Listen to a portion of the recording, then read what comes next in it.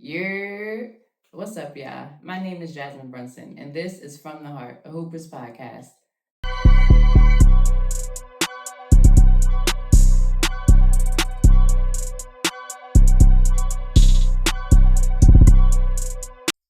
Thank you for tuning in to this week's episode of From the Heart, a Hoopers podcast. In last week's episode, we talked about my foundation with the game of basketball. In this week's episode, we're going to be touching on playing through pressure, the mental aspect of the game, different challenges I had to navigate through, and different pressures I had to navigate through, both spoken and unspoken. So if you have not subscribed to the official YouTube page yet, please go do me that favor. Also, make sure you're following the official Instagram page at From the Heart of Hoopers Podcast so you stay in the know with everything from the heart. Now that we got business out the way, let's get into it. Now, I'm someone that's always believed in the phrase that pressure either bursts pipes or makes diamonds. And I have to be the first to admit, while on my playing journey and throughout my career, at different points throughout my career, while diamonds were for sure made, some pipes will also burst along the way. At different points in my playing career, I dealt with different types of pressure, whether it be pressure that I put on myself and pressure that other people put on me, both knowingly and unknowingly. When I refer to pressure, though, I'm speaking on expectations and the whole mindset of being afraid to fail, which now in my older years, and something that I wish I knew in my younger years, is not even real. I'm a firm believer in as long as you're genuinely trying and your heart posture is correct and you're giving it the best that you absolutely can and the best that you got, there's no such thing as failing at it. Yes, you can take a bunch of different things away from it. You can learn from it, absolutely. But failing at it, no, you probably wasn't as successful as you might have wanted to be in it, but you didn't fail. I don't believe in that. Now I don't resonate with that mindset. But at the time that I was playing, I definitely would say that I was afraid to fail. And just the expectations, the ones that I put on myself, the ones that other people put on me, it just became a lot at times. It was just like once I showed that I had a little bit of talent, the expectations on me changed, and the way that some people perceived me and different things that people expected of me also shifted. And I felt that a lot internally. I didn't express it a lot. I wasn't the most vocal. I wasn't the most talkative. And I think anybody would tell you that from around that time. But it was something that I thought about internally because playing a game of basketball was always something that I seen as an outlet. It was always something that was fun.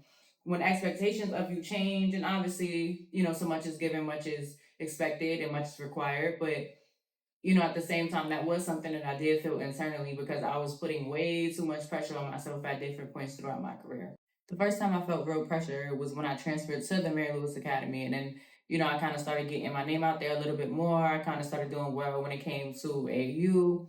And then obviously now being at a Catholic school and being in those different conversations and stuff like that, that's the first time I really felt real pressure. And it wasn't even so much about the pressure that other people was putting on me. It was more about me. And it's like, okay, well, this is something that I asked for. I asked to go against top talent. I asked to be in the position that I'm in.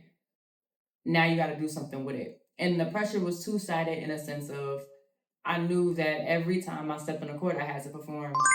Because if I show out one game and then the same people that go to that one game show up to another game, it can't be a night and day difference. I did not want to be somebody that was a fluke, or in New York, you definitely don't want to be exposed because it'll be them tournaments, those games, those times when you go up against somebody else and you don't look as good as that little 30 second to a minute highlight tape that you posted on Instagram. You don't look as good as you did in that highlight tape. So I didn't want to be one of those people for sure. And on top of that, it was a sense of now people's expectations of you change and what they expect out of you change. And it doesn't matter how you feel. It doesn't matter what's going through your head, what's going on in your personal life. You gotta perform. Now those expectations are there. You already showed that you have talent. Now you gotta show that every single game, and that's why obviously the great ones are the great ones because they do it every single day. They do it every single time they step out on the court.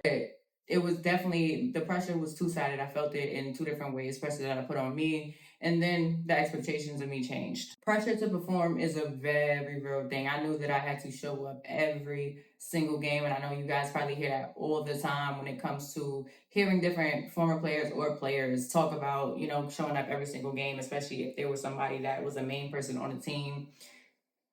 that's a pressure to perform is a very real thing. I had to show up when I was sick. I had to show up injured. I had to show up tired, and I had to show up scared. Not for nothing. There were times that I was scared. There was times where it wasn't necessarily fear of anybody or anything. It was more of like, dang, I just want to do so well. Like I just want to do so well. And sometimes I was scared to do something, to try something new, or to play in this game, or to be in this environment and be in this environment. I remember specifically a game, and this wasn't fear. This was more of like a time where I just knew I psyched my own stuff out. So I believe it was my junior year, if I'm not mistaken, and it was this big Nike event in the city. And it was a tournament. I mean, it wasn't even a tournament. It was this event that featured a few different high school teams, both girls and boys, and we were set to play against Christ the King. That last episode, Christ the King, especially around that time, they had girls that was nice, like they was nice, and I'm not talking about this new nice where you're ranked super early and you only could go one way, one hand dominant, and you're perceived to be nice. I'm not talking about the new nice. I'm talking about nice. Like I'm talking about real dogs that was gonna come at you all game. Don't care about if you hurt. Don't care about if they get hurt. Don't care. Like don't care. I'm talking about real dogs. I was just New York basketball at the time though. Like especially around like the 2010, 2011, 12, 13, 14, 15, my graduation year 2016. Like you have real dogs. That was just the culture. It didn't matter what school you played, especially like within the Catholic League. It didn't matter what school you played. It was somebody on that team, or it was a couple of girls on those teams going D1 for a fact. Now, I do not know the name. I don't remember the name of this big event. So if you do know what I'm referring to, we played it was a big lit up court. We got a whole bunch of Nike gear and they gave us KDs. If anybody knows me, you know my favorite player is Kevin Durant.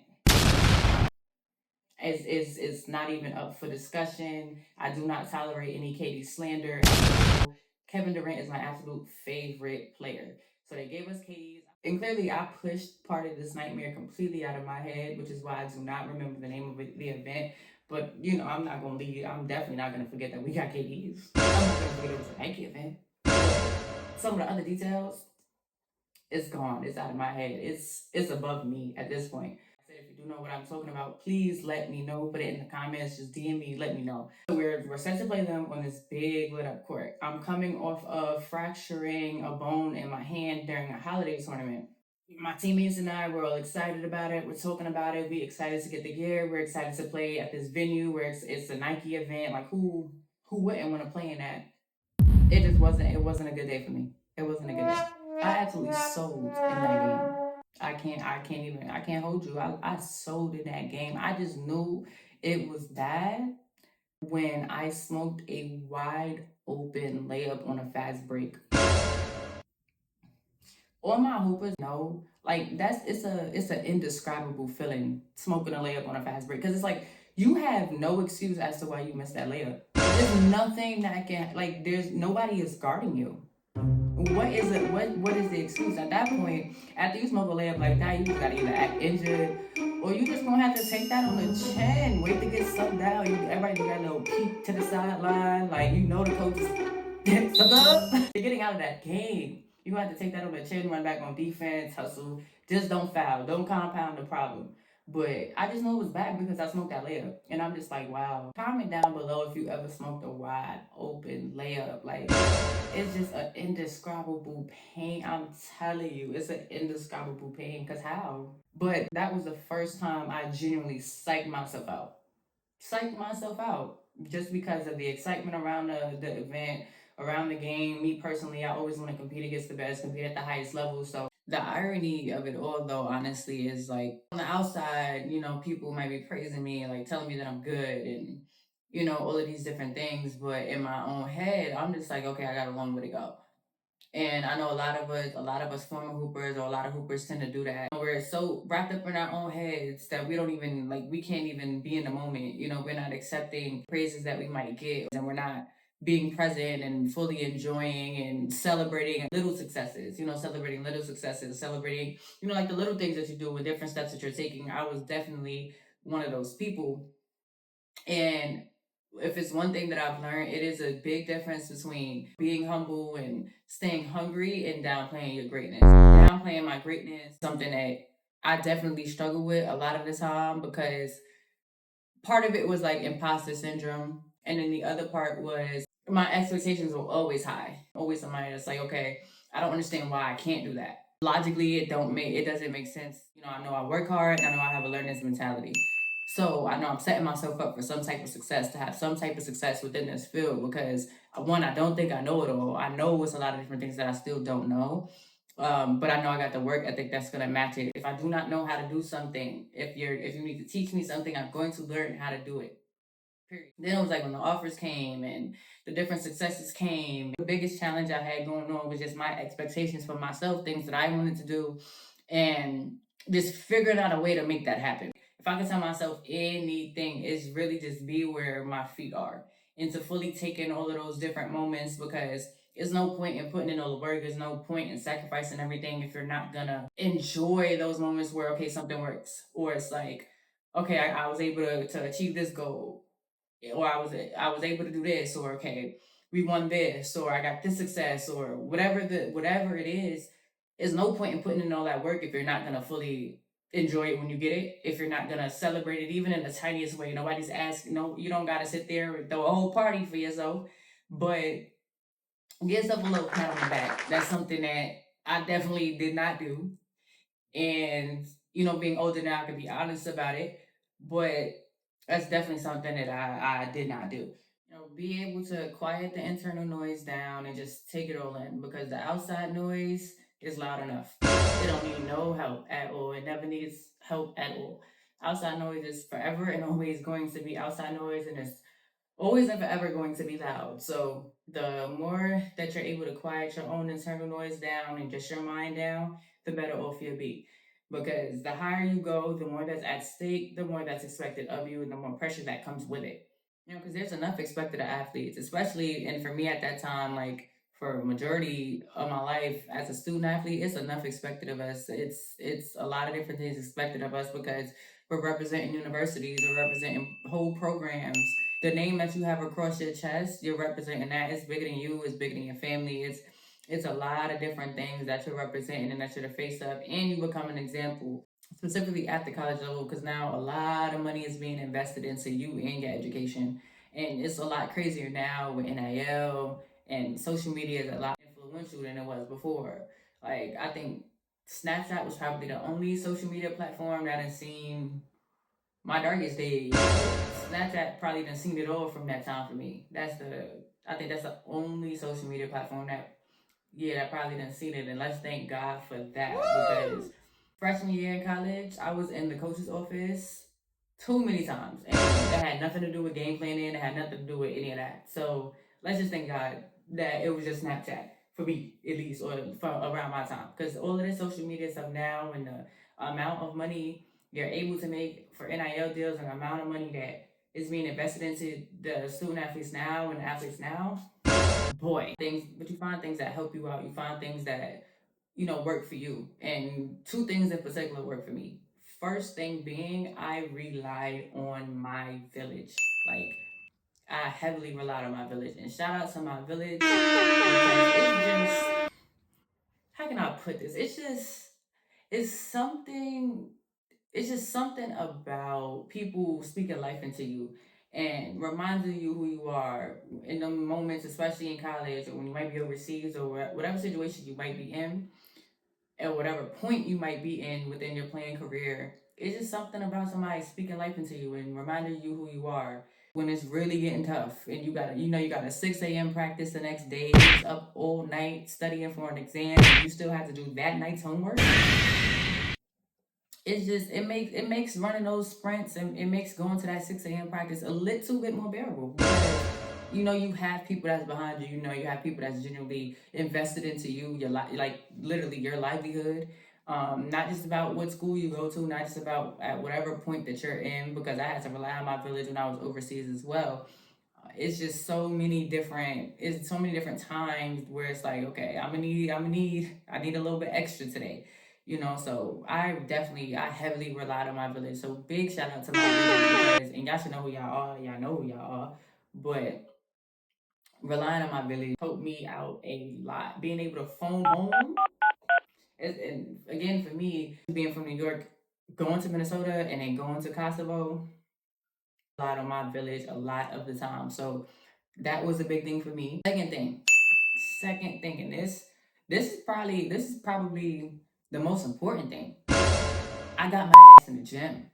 The work will always speak for itself. The stuff that you're doing when the lights are off and there's no cameras around and you're not being asked to show up to a practice, you're not being, asked to show up to a workout, or you're not taking the voluntary literal and a voluntary workout, the work is going to speak for itself. Because when them lights cut on and it's time, your name is called and your number is called, you better do something with it. You better be able to contribute something, or you don't know when the next time your name or your number is gonna be called. So I got my ass in that gym. No way I would have been prepared for that my last 2 years in college if I didn't get in the gym, or it didn't click for me and I didn't get out of my feelings at some point about only playing sparingly my first 2 years. There's no way I would have been prepared for that if I didn't get in the gym. Is absolutely positively no way. I wouldn't have been able to just flip a switch. I wouldn't have been able to nothing. Like, it wouldn't have been. I had to get out my head. I had to get out my feelings, and I had to get in the gym. Point blank period. That in my village, y'all got me through. Back in my village, y'all. Big shout out to y'all. Y'all got me through for real. When the mental game was overwhelming, when the noise going on up here was just too much. Yeah, got me through. And it doesn't look the same for everyone. It doesn't look the same for everyone. Other people do different things. Obviously, I think getting in the gym is universal. Different points throughout my career, being able to rely on my village and getting in the gym are the two main things that just help me navigate through the mental side of the game and being able to play through pressure at different points throughout my career, honestly. So if you are watching the podcast episode right now on YouTube, comment down below right now what worked for you. How was you able to navigate through the mental side of the game of basketball, and how was you able to play through pressure? Tell me what may have worked for you and what may not have worked for you. What's your experience like playing through pressure, and how did you get through it? If you are listening to the episode right now and you are not watching it on YouTube, at some point go watch it on YouTube. But you could DM me at From the Heart of Hoopers podcast. I'm gonna be interacting with y'all. I want to know how y'all was able to play through it. And if you are a coach, what do you echo to your kids? What do you echo to your players? What is your approach to your players? How do you help them navigate through the mental side of the game of basketball? And as always, thank you for tuning in to another episode of From the Heart of Hoopers podcast. Make sure you are subscribed to the official YouTube page, and make sure you are following the official Instagram page at From the Heart of Hoopers podcast, as well as following us on all podcast platforms. And I will see y'all next Tuesday.